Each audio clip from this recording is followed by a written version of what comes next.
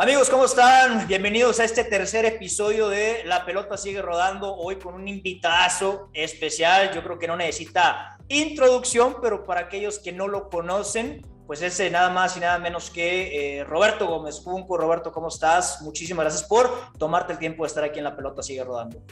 No, Adolfo, con mucho gusto, como siempre, me da gusto saludarte. Es un verdadero placer estar compartiendo, pues obviamente, micrófonos, este espacio. Roberto, ¿qué te parece si para comenzar esta charla, me encantaría que este espacio, este tercer episodio, insisto, de La Pelota Sigue Rodando, esté designado a aquellos jóvenes que quizás están en este momento estudiando periodismo deportivo, jóvenes que quizás ya terminaron de estudiar periodismo deportivo, o jóvenes también que ya comenzaron a trabajar en el medio de comunicación, en los medios deportivos, para que tengan un poquito más de sabor, palpen un poquito más lo que es la carrera de un periodista deportivo. Y qué mejor que tenerte como invitado, Roberto. Si quieres, cuéntanos, por favor, ¿cómo terminaste en los medios de comunicación? ¿Cuántos años tienes? Una pequeña introducción de quién es Roberto Gómez Junco en los medios de comunicación deportivos. Bueno, yo terminé de jugar en el 88, jugué 13 años en primera división y al terminar viene ahí un lapso ahí de decidir qué es lo que quiero hacer, ¿no? Y sí, obviamente sentía que en lo que podía aportar algo era en el fútbol, al que le había dedicado pues no solo esos 13 años, sino toda mi vida. Y siempre me ha gustado el fútbol, siempre me ha gustado leer, escribir. Se me ocurrió que podía aprovechar esa combinación de mi conocimiento del juego más mi gusto por la escritura para empezar con algunas columnas, ¿no? Entonces escribo 4 o 5 columnas, las llevo al periódico como muestra, aquí está lo que yo podría hacer, y empiezo a trabajar en el periódico El Norte. En ese momento no existía todavía lo que ahora es el Grupo Reforma. Empiezo en enero del 89, tengo ahí ya, voy a cumplir 32 años ahí. Empiezo con esa columna 3, 4 veces a la semana. Ya en la actualidad se ha reducido a 2 columnas semanales. Y no sé si después de tal vez 3, 4 años de estar escribiendo, de seguir viviendo acá en Monterrey, yo soy de Monterrey y acá terminé jugando. Me fui hacia donde me llevó el fútbol, pero ya termino mi carrera jugando acá con los Tigres, ya en plena decadencia. Entonces quedo instalado en Monterrey y cuando tengo 3 o 4 años escribiendo en Norte me hablan de lo que en ese momento era Imevisión. Todavía estaba en el proceso de convertirse en TV Azteca, ¿no? Me invitan primero a algún programa y poco a poco me van involucrando más, me van invitando con más frecuencia hasta que ya me ofrecen, oye, ¿por qué no trabajas acá con nosotros? En una época en la que de hecho Imevisión transmitía los partidos de Tigres y de Monterrey. Entonces yo empiezo colaborando desde acá con esos partidos. Muy pronto pierden esos derechos, no dejan de transmitir a uno y luego al otro, pero para entonces ya me habían invitado a participar más allá de los encuentros, ¿no? Empiezo a viajar a México desde finales del 92, ¿no? Así me voy involucrando en Imevisión, que estaba en el proceso de ser TV Azteca.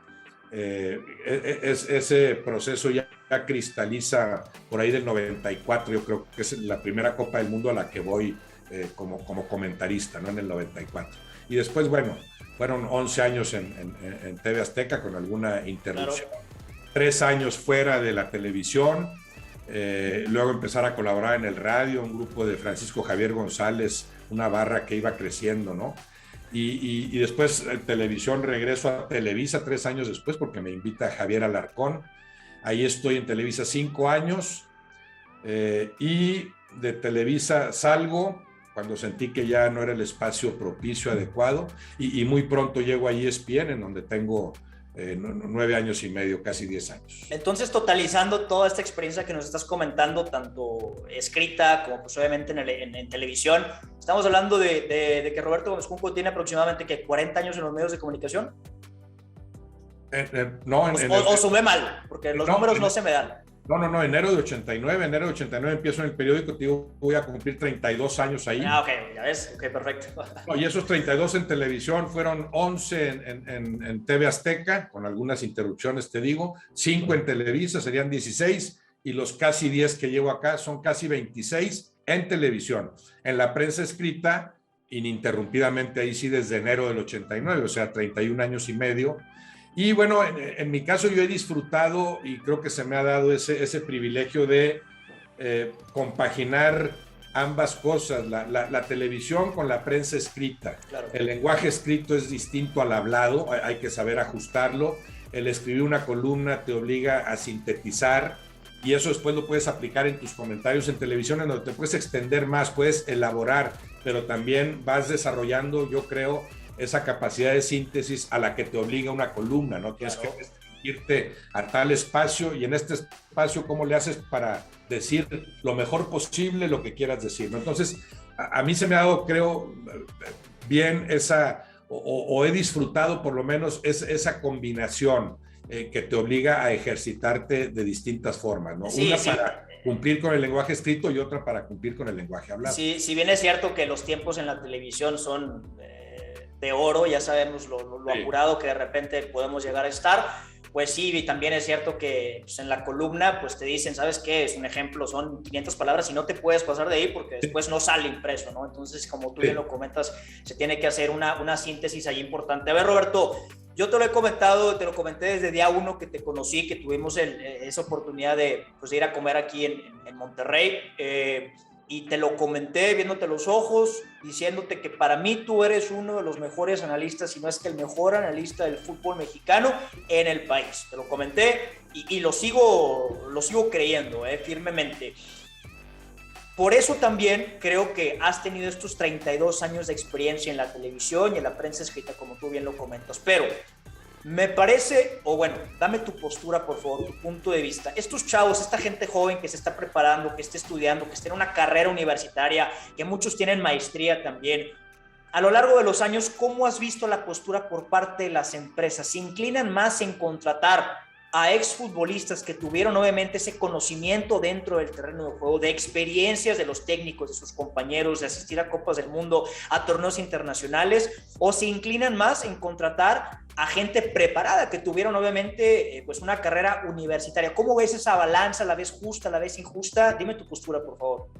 Sí, se da una especie de combinación ahí. Yo sí creo que en los últimos tiempos se ha caído en un exceso en cuanto a contratar al que estuvo en la cancha, ¿no? Sin entender que los roles son diferentes. Ha habido una proliferación de exfutbolistas, exfiguras comentando en los medios o con una pluma a su disposición, ¿no? Cuando son roles diferentes, o sea, no todo el que jugó tiene algo que decir. Yo muchas veces he comentado que muchos futbolistas todo lo que tenían que decir lo dijeron en la cancha, lo dijeron jugando, porque no es lo mismo jugar que ver el juego, ¿no? Y sobre todo, no es lo mismo distinguirte en la cancha que después prepararte lo suficiente para no solo ver bien el juego, sino poder transmitir lo que ves. Entonces yo sí creo que hay un exceso en ese sentido, tal vez porque a la gente le sigue interesando mucho quién lo dice y no tanto qué me dice ni cómo me lo dice, que para mí sería lo fundamental. ¿Qué me están diciendo?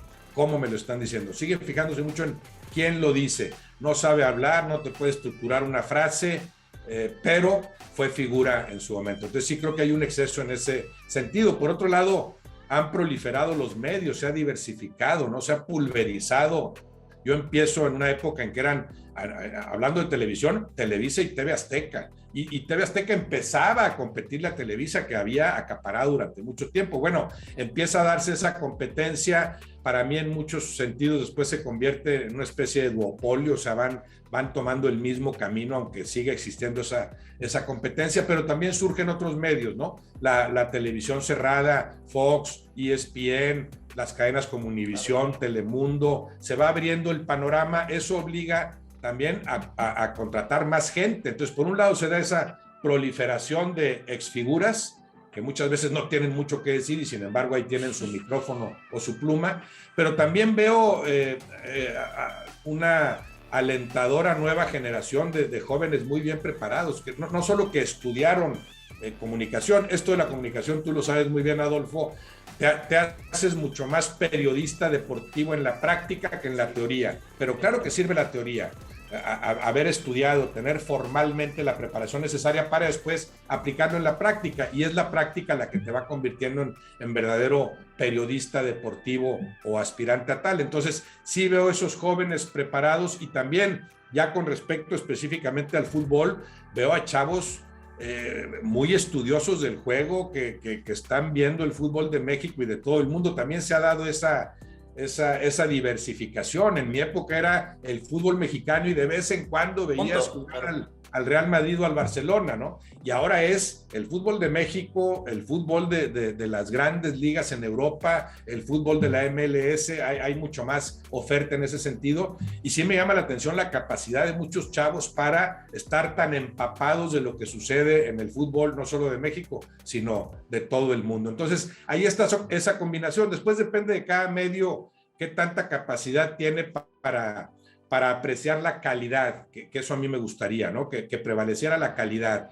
que estén en los espacios más importantes los que sean más capaces, los que tengan más calidad, no los que fueron figuras en la cancha, porque no te garantizan nada más que eso, ni los que respondan a otros intereses, ¿no? Simplemente en cada medio poner a los mejores, algo que no resulta tan sencillo, ¿no? Entonces, a pesar de los excesos por ejemplo, a pesar de lo que yo veo en la televisión actual, que a mí me parece lamentable, esto de vamos a hacer como que nos peleamos, yo te insulto a ti y eso da más. Claro. Y a pesar de eso, bueno, creo que ya le compete a cada quien el ir haciendo respetar su propio espacio, o sea, no renunciar a ciertas cosas. En la medida en que haya más periodistas de fútbol que nos ofrezcan verdaderamente, que nos digan lo que piensan y sustenten lo que dicen, esto puede mejorar, ¿no? Aunque sí, está haciendo mucho ruido esa otra parte del periodismo televisivo futbolero actual que yo no comparto para nada, esto del rating barato, simplemente para hacer show, ¿no? Simplemente para hacer espectáculo. Así porque eso vende, ¿no? Desgraciadamente.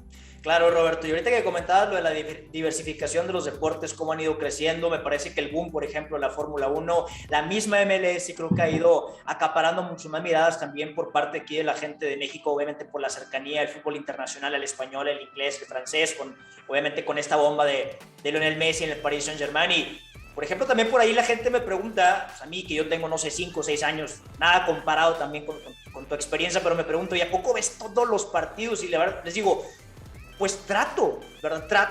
Porque pues al momento de salir tú en la televisión no es lo mismo estar leyendo un prompter, ¿verdad? Con los resultados de los partidos, a que tú haber tenido esa experiencia de estar viendo el enfrentamiento, cómo lo vivieron los aficionados, cómo lo vivieron los jugadores. Entonces, pues uno que está en esta carrera periodística se quiere preparar de la mejor manera, y creo que una parte fundamental es procurar ver los partidos más importantes. Me pregunta mi mamá, mi novia de repente, oye, pues qué rollo, ya llevas todo el día tirado viendo televisión, 3, 4, 5 horas. Le digo, bueno, pues así es esto, ¿no? Hay que estar bien preparado y saber más o menos lo que está pasando en el mundo deportivo. Ahora, Roberto, también tocabas un tema de, obviamente, los muchachos que están estudiando, los jóvenes que estudiaron o que están estudiando o que van a estudiar periodismo deportivo, como un servidor. Yo estudié telecomunicaciones, tú bien lo sabes, en la Universidad de Florida. Y en las pocas pláticas que me han invitado para hablarle a estudiantes precisamente, me piden o me preguntan dar alguna recomendación o algo que yo he aprendido a lo largo de los años. Y yo les comento, yo estudié comunicación porque era la carrera que quería estudiar. O sea, verdaderamente yo quería estudiar periodismo deportivo. Pero a lo largo de estos 5 o 6 años de experiencia en el medio, me he dado cuenta que no necesariamente tuve que haber estudiado periodismo deportivo. Es decir, la recomendación que yo le hago a los estudiantes es, si tú quieres estudiar arquitectura, si tú quieres estudiar ingeniería, adelante. ¿Por qué? Porque creo que la mayor experiencia la vas ganando en la vida profesional. ¿Qué piensas al respecto? Sí, por supuesto. Bueno, eso tiene que ver con la vocación, que ese es un problema. Existía en mi época y me imagino que sigue existiendo. Bueno, también lo vi cuando en el caso de mis hijos dicen, ¿qué voy a estudiar? No existe la adecuada orientación vocacional. No es fácil para el chavo de, no sé, 17, 18 años en ese momento decidir a qué quiero dedicarme en mi vida, qué quiero estudiar. y por eso se dan mucho las vocaciones fallidas, ¿no? Pensé que lo que me gustaba era arquitectura y resultó que no, o me gustaba esto, ¿no? Primero encontrar lo que realmente te gusta, cuál es tu vocación, normalmente lo que más se te facilite, porque vas a disfrutar más lo que mejor hagas, eso es indudable, ¿no? En la medida que algo lo hagas mejor, es más probable que lo vayas disfrutando y vayas generando ese círculo virtuoso. Como me gusta mucho esto, lo hago mejor, y entre mejor lo hago, más me va gustando, ¿no? Eso es lo idóneo, pero no siempre se da. Entonces, si lo que te gusta es la arquitectura, la ingeniería, perfecto, éntrale, desarrolla a tope tu vocación, y si después se va dando la incursión a los medios de comunicación, porque también te atrajeron, claro que se puede, claro que es válido, como te decía, más en la comunicación que en otros casos, aunque en todos se da en mayor o menor medida esto de que en la práctica te haces más que en la teoría, ¿no? Por ejemplo, en mi caso así fue, yo como aspirante a periodista, primero como jugador al que le dan una pluma nada más porque jugó fútbol, y luego, bueno, te vas abriendo cierto espacio, me fue gustando esto, siempre me consideré un simple aspirante a periodista futbolero, pero sobre la marcha después dije, bueno, ahora tengo que esto fortalecerlo con la teoría, y yo estudié ya de viejito comunicación, ¿verdad?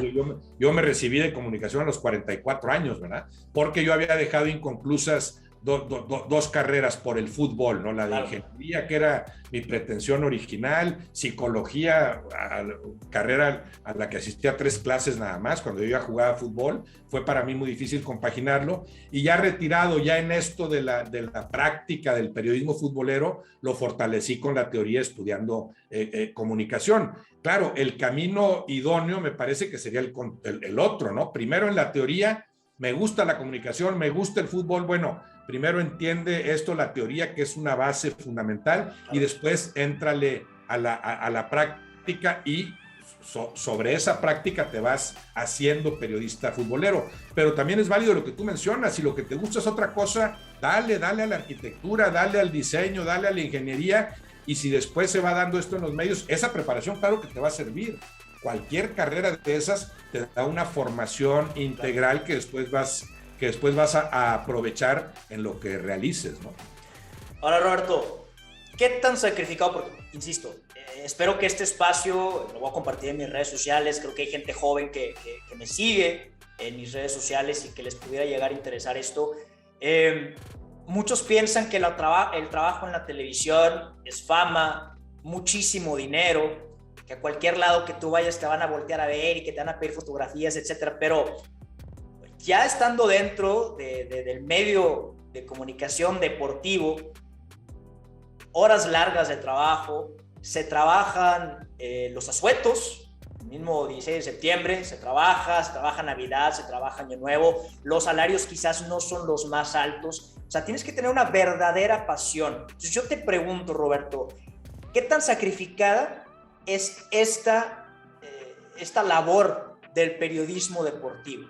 ¿Se puede llegar a comparar con otras profesiones o es una excepción esto del periodismo deportivo, insisto, por los horarios, por el tema económico, por las horas laborales? ¿Qué piensas al respecto? Sí, yo creo que es especialmente absorbente, ¿no? Sí es desgastante, sí requiere mucho de tu tiempo, pero tiene que ver con eso que mencionas, la pasión con que lo haces, que tiene que ver con la vocación que yo mencionaba.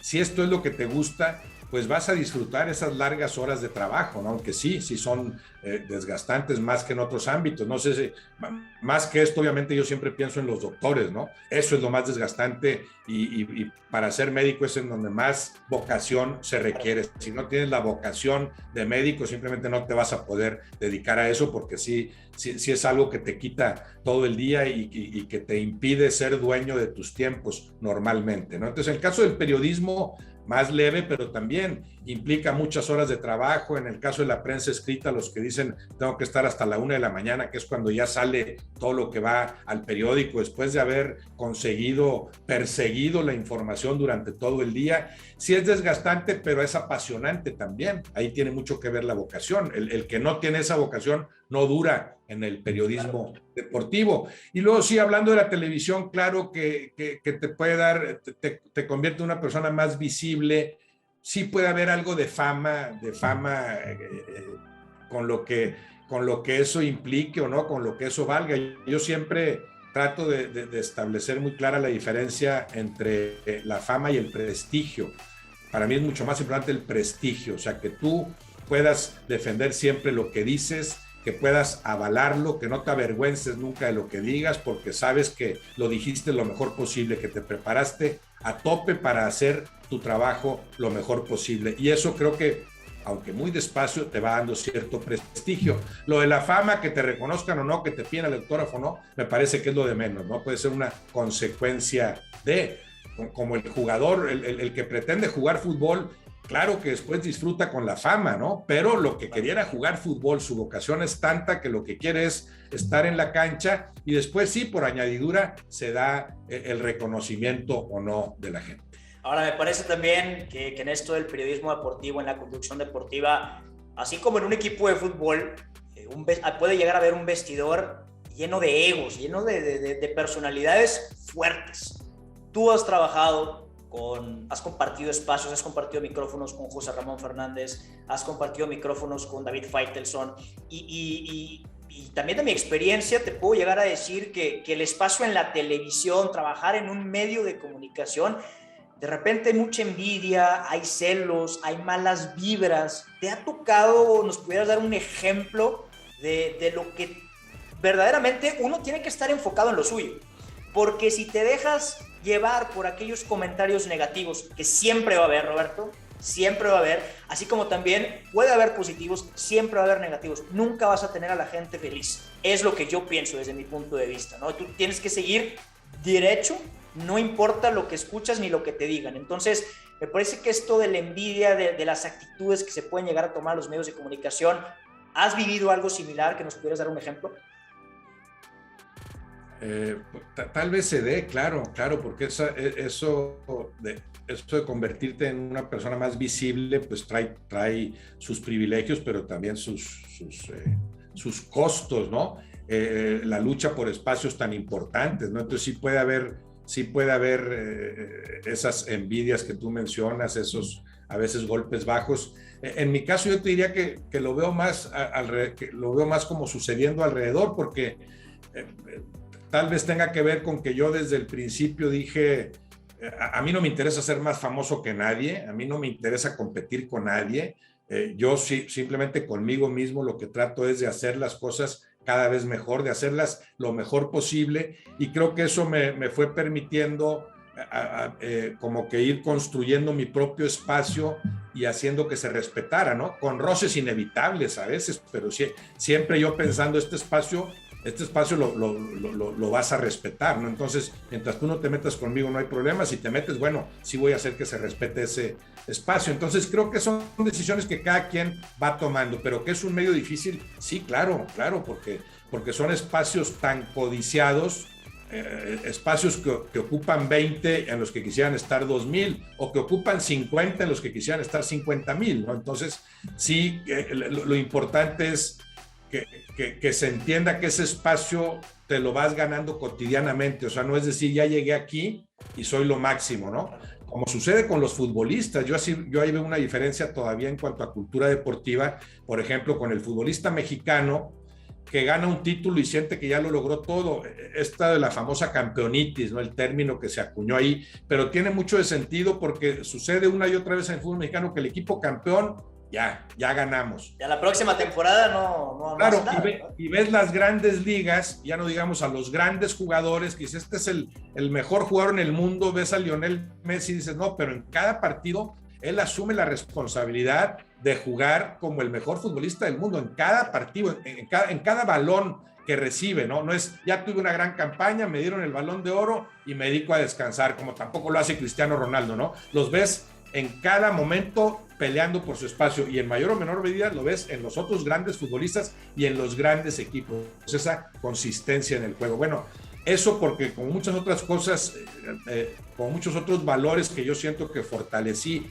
a través del fútbol, eso también trato de aplicarlo acá en los medios, ¿no? El haber conseguido ciertas cosas en los medios no te permite el decir ya logré todo y voy a descansar desde hoy, ¿no? Tienes que permanentemente seguir defendiendo ese espacio, seguir defendiendo el prestigio que hayas adquirido, ¿no? Cualquiera que este sea. A ver, Roberto, 2 o 3 recomendaciones que tú le puedas dar a aquellos jóvenes, insisto, que están pensando en estudiar periodismo deportivo, que ya lo estudiaron o que están trabajando ya en este medio del periodismo deportivo. ¿Algún consejo que le puedes llegar a dar a los jóvenes mexicanos para que, independientemente de los golpes bajos, como tú lo comentabas, o de lo que se pudiera llegar a vivir en este ambiente del periodismo deportivo, sigan adelante, no importa lo que suceda? Bueno, pues muy simple, prepárense lo mejor posible, obviamente, ¿no? Primero prepárate lo mejor posible. Si quieres entrar a los medios y sientes esa vocación, bueno, dale a la comunicación o a las carreras equivalentes. Entiende que después esto se va a hacer en la práctica mucho más que en la teoría, pero sí, prepárate a tope. Si lo que te gusta es el fútbol y algún día quieres hablar de fútbol, pues ve fútbol, empápate al máximo de fútbol. Yo me refiero ya al que tiene esa vocación. Yo sugeriría que primero hicieras otras cosas. Sugiero, por ejemplo, que te pongas a leer de otras cosas. En la medida en que tú amplíes la cultura, que puedas opinar sobre cosas que vayan más allá del fútbol, que tengas ese sustento, después el fútbol específicamente también creo que tendrás más capacidad para apreciarlo, para observarlo. O sea, si toda tu vida es el fútbol, yo siento que son muy pobres tus ambiciones, ¿no? Primero, prepárate en general y después está bien, dale como especialidad tu gusto por el fútbol. Entonces yo diría, prepárate a tope. Si de lo que se trata es de fútbol, ve fútbol, trata de entender cómo se juega, quién lo juega bien, quién lo juega mal y por qué. Y sobre todo, lee mucho más allá del fútbol. La lectura que es como desdeñada, ¿verdad? Y que es una práctica que no sé si se haya perdido o no, pero creo que nunca en realidad se ha dado en la medida necesaria. O sea, si los chavos en México y en todo el mundo leyeran mucho más que lo que leen, todo sería mejor, ¿no? Yo sigo viendo dentro y fuera del fútbol, en México y en todo el mundo, en mayor o menor medida, el bajo nivel educativo, que tiene que ver con el pobre índice de lectura, ese bajo nivel educativo en el origen de los grandes problemas. Con gente mejor educada, con gente que lea más, mejoraremos en todos los ámbitos. Roberto, ya para no quitarte mucho tiempo, vamos a terminar con este ejercicio metafórico, por así decirlo. Te voy a hacer una pregunta. Tú, Roberto Gómez Junco, eres el director técnico de tu vida profesional. Tú eres Roberto Gómez Junco, estás afuera del área técnica, en un estadio, en un terreno de juego, y ves a los jugadores en el campo ya listos para jugar, ¿no? Tú como director técnico de tu vida, Roberto Gómez Junco es un técnico que en su vida profesional ha salido a ganar, o es un director técnico que en su vida profesional ha salido a no perder?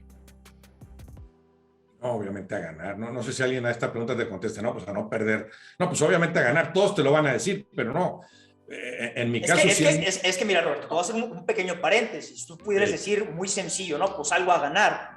Pero sin temor a equivocarme, yo conozco a gente que le gusta estar en su área de confort y que te puede llegar a decir, yo salgo a no perder. O sea, yo me quedo, y te estoy hablando de todo el ámbito profesional. Es decir, yo me quedo en ese trabajo, yo recibo mi salario a gusto, cada quincena, cada mes, no pasa absolutamente nada. Entonces, hay gente que quizás tiene miedo de tener ambiciones grandes, retos que verdaderamente pues los conmuevan, ¿no? Los pongan a temblar. Y por eso te hago esta pregunta, porque, bueno, me da gusto que tú hayas respondido, pues yo salgo a ganar así seguro. Pero hay gente que te puedo asegurar que se pone a pensar 2 o 3 veces antes de contestar esa pregunta. Bueno, puede ser. No, para mí es indudable que salgo a ganar, pero después cada quien tendrá su concepto de lo que es ganar, o su percepción de lo que es ganar, o su manera de definirlo. Yo siempre salgo a ganar, o sea, siempre salgo a hacer las cosas lo mejor posible, ¿verdad? Eso es salir a ganar, y eso te lo fomenta el mismo deporte. En la cancha, pues sales a ganar, y puedes ser derrotado muchas veces, claro, pero tu intención era la de ganar. Después perdiste y lo entiendes como parte del juego y aprendes a convivir con eso, con las victorias y con las derrotas. No puedes irte a las nubes cuando ganas ni hundirte en el abismo cuando pierdes, ¿no? Es otro de los valores que te fomenta, te inculca y te fortalece el deporte en general y en mi caso, bueno, la práctica del fútbol. Entonces, sí, siempre es salir a ganar. En lo que hago actualmente, bueno, ¿qué es salir a ganar? Lo que hago, tengo que hacerlo lo mejor posible. Quiero ser cada día mejor, no conformarme con lo que tenga, pero ese es el concepto de cada quien. Hay gente que ahí me ha dicho, ¿por qué no diriges? ¿Por qué no eres técnico? ¿Por qué no eres directivo? Pues porque no me interesa, nunca me interesó. No es porque le tenga miedo a los retos. Ya ves que recientemente Rafa Puente se distinguió por eso, el gran Rafa Puente, hijo de mi gran amigo y que es buen técnico y un chavo muy preparado, pero él, que él podría ser un excelente comentarista, pues sí comentó eso de que yo no me interesa estar en esa zona de confort. En mi caso, más que zona de confort, es lo que más me gusta hacer. Entonces, claro que salgo a ganar en lo que más me gusta.